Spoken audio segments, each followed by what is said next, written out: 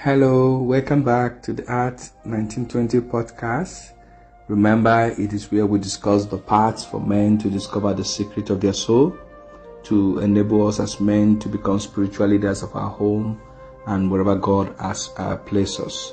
So today we're going to be starting the series that we talked about for the first half of the year, the sons of God. And the first son of God that we're going to be studying today or exploring is Lot. So for those of us that are familiar with Bible story, or for those that might not be very well familiar with the story, so Lot was the son of Aram. So Aram was a brother to Abraham. Abraham has Nahor. Aram has his two brothers, and so automatically Lot is a nephew to Abraham and Isaac's cousin by extension. And so Lot set out with Abraham on his journey to the promised land where God has sent them to go. So it means he stayed with Abraham for a long time, learned a lot from him. And so it's very important that we just know the foundation of the story. And also at some point, both of them became very wealthy, and so they grew in livestock and all of that. And there were issues that happened between both of them. They fought together. And so after fighting, not them directly fighting, their men were fighting. Their servants were fighting, and Abraham had to call for a meeting, and they resolved their issue. And Lot made a decision of his violation to move to go and dwell in Sodom. And so on getting out of Sodom, that was basically based on greed. He made a decision based on greed, and we're going to be talking a little bit about that when we go in. And so he ended up in a place that will later destroy his family, and most especially the disobedience of his wife. A lot of people knows about the story of Lot's wife becoming Sot. Even those of us that did Christian religious study in secondary school, or people that are not even believers or Christians, have heard that story, how the wife became a pillar of salt due to disobedience. And so everybody knows about these lessons, knows about his fight with Abraham, his greed and all of that. But there are also some good positive things from his life. So from this Son of God series today from Lot, there are a couple of things that we're going to be learning from his life. I think about 9 that I've just penciled down that we can learn from his life, either from the bad part of his life or from the whatever we call the good side of his life, or some of the things that we can use ourselves as we continue on our own pilgrimage journey here on earth, because we're still here. So it means that we have opportunity to make some corrections in our life, even though we might have made some errors even in this journey. So from Lot, what are some of these things that we can learn? I think number one thing is that it's important that we should not see with ordinary eyes. It's important for us as Christian men, or those that will become Christians even after now, when you come into your Christian journey, you need to understand and grow deeply into your spiritual eyes.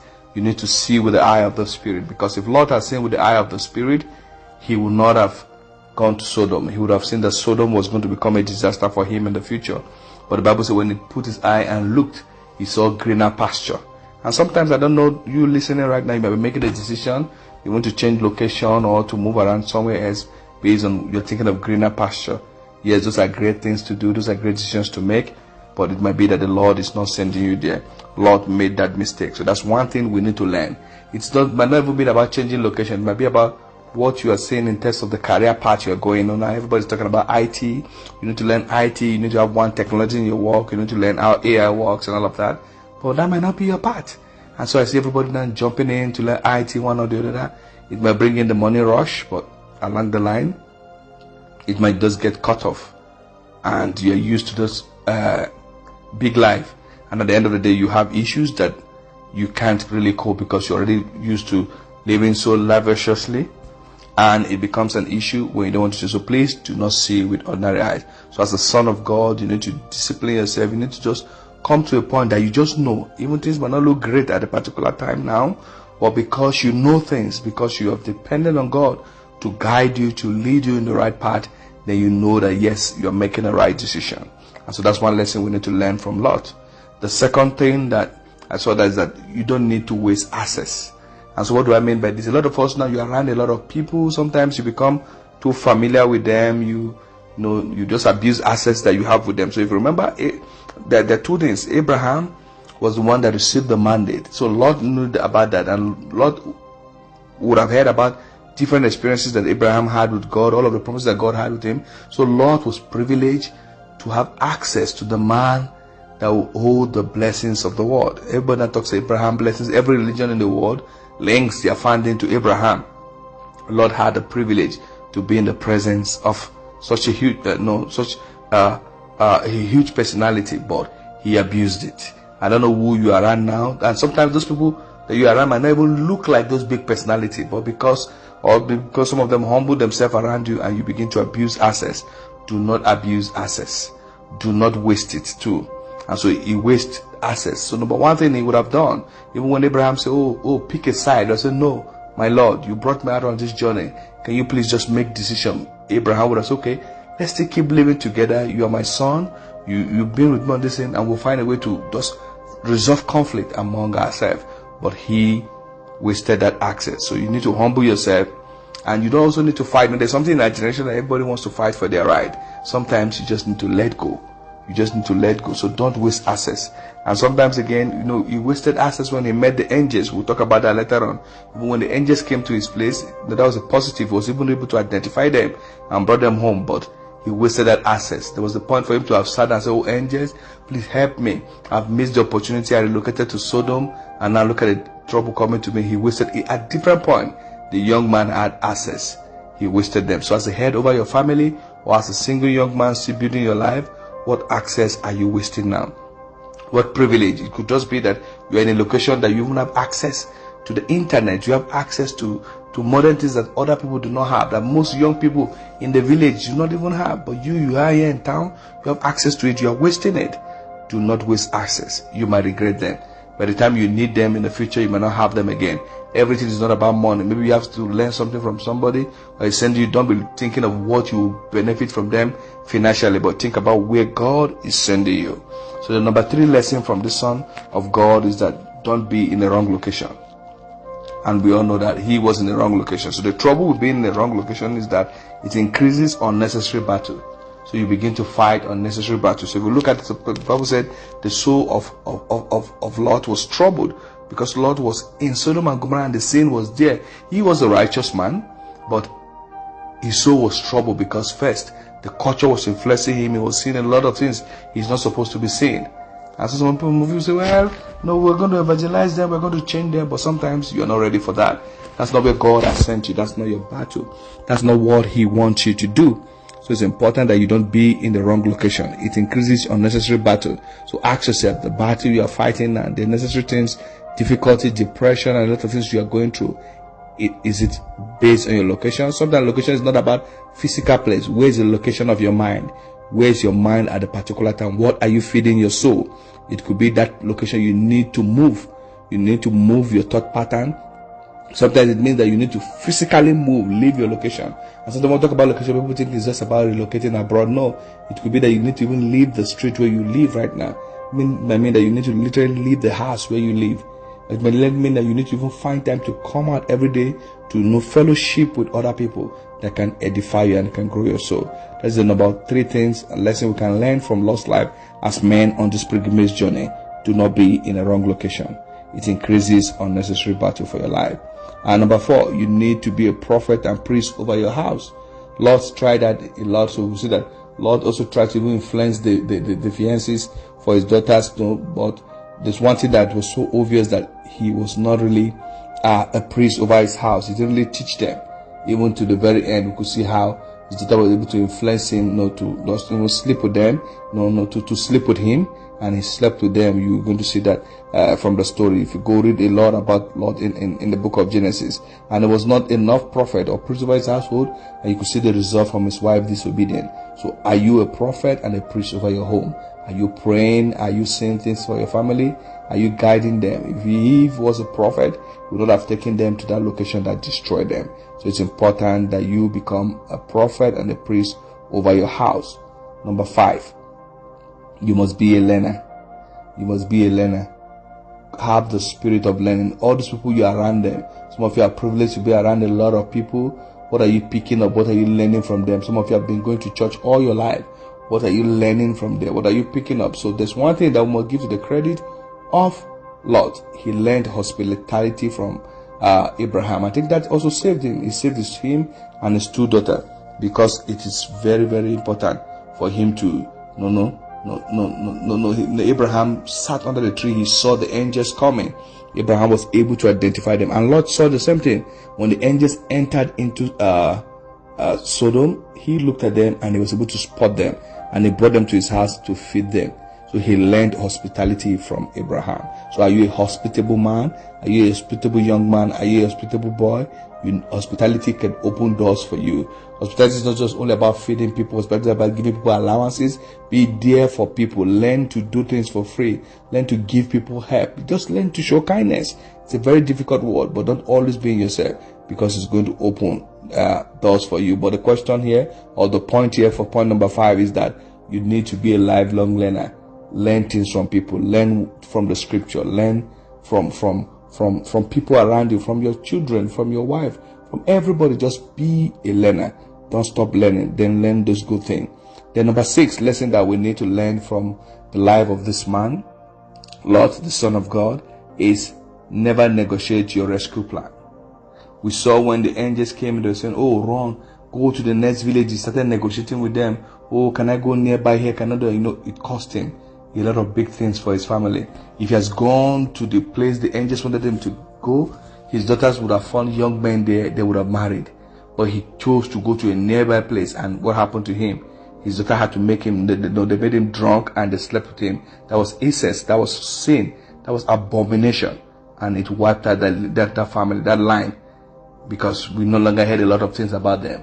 Where did they end? What happened to them? And that was it. Because of that faulty foundation. So are you negotiating with God now when God is telling you to do something, or God is telling you to stay in a particular place? You're saying, "No, God, and maybe just give me some time. Let me go somewhere. I will come back. I will do this. I will do that." Then you're putting yourself in harm's way. You're putting your family in harm's way. You need to go. Don't negotiate your rescue plan. Go for God's perfect way. Don't go for his permissive way. God's permissive way sometimes has a lot of consequences that you regret in the future. So he negotiated his rescue plan. If you read that passage of the scripture very well, you see that if he had obeyed and go to where they were going, the angels would have waited for him before they started raining down fire. No, but please let me go back to the nearby city, because I don't want the fire to come down from heaven to hit me. But that wasn't the plan of the angels. They would have waited for him. That was the instruction.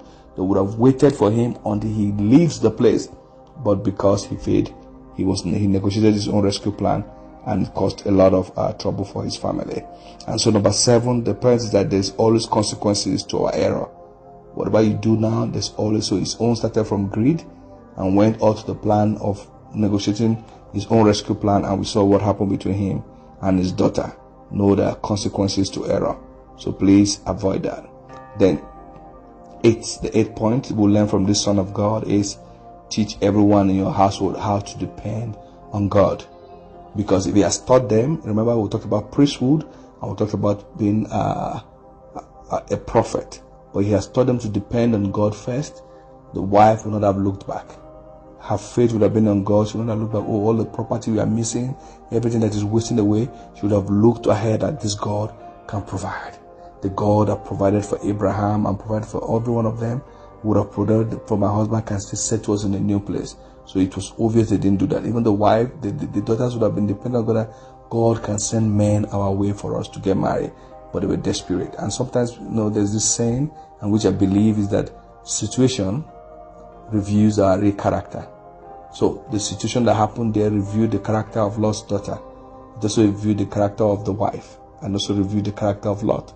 So it takes pressure to show who we are in God. So are you dependent on God as a man over your house? So then the final point that we're going to learn from this son of God, that will continue as we continue our pilgrimage journey, is that you cannot help God. Never try to help God. He was trying to offer his daughters to be raped so that he can save the angel. That was so disgusting. That was so surprising, because first, these were angels. These were people. So he was trying to be manipulative. He was trying to please outsiders over his daughter, over his children. So are you pleasing people around you, over your wife, over your children, over people around you, you need to learn it. And some of these things I'm saying, I'm also reflecting as I'm even sharing it right now, to begin to see which area of my life am I pleasing outsiders over my own family. He went through extreme and was ready, no, but he was supposed to protect them away from harm. So what characters, what are you saying? What kind of comment are you making before outsiders that will make them look down on your family member?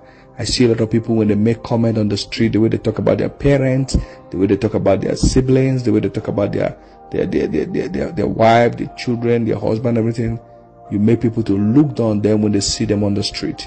Do you protect them? Do you just cover their weaknesses? Do you help them where they are struggling until they comfort on their feet? Do you stay on your knee as a priest over your household to begin to pray? So I quickly recap what we've learned today from the Son of God, Lord, that one, you need to protect your family. You need to be on your knee for them. You need to teach everyone in your household, to be dependent on God, and you need to know that there are consequences to whatever error you have made. Try and correct them and ask the Lord to wipe out those errors and give you a clean foundation. Never negotiate your rescue plan. Always pursue and go for the perfect will of God. Be a lifelong learner, be a prophet and a priest over your household. Don't be in the wrong location. Be very careful about that. And don't be those that waste access or waste privileges in life and don't see with ordinary eyes. I hope you've learned one or two things from this Son of God. And so hopefully next week we'll be back again with another Son of God, which is Nahor. Go forth and shine. Go forth and never become in those areas that Lord had weaknesses. Don't be those weaknesses. Speak the positive side of him, that he learned hospitality. He was able to see those angels and he entertained them. That means he learned that from Abraham and he was able to put that into action. And God called him a righteous man. His soul was traveling over the evil of the land. He wasn't supporting it. He was weeping for it. Are you weeping for the evil in your household or in your community? What are you standing for? And may the Lord help us all to really please him. May the Lord really make us all to be fruitful in every good work, and that we may increase in the knowledge of God. Take care, our friends. We're going to see you next week again, and we're going to come again to talk about the Son of God, Nahor. You don't want to miss it. Bye-bye. It remains the Art 1920 podcast. God bless you.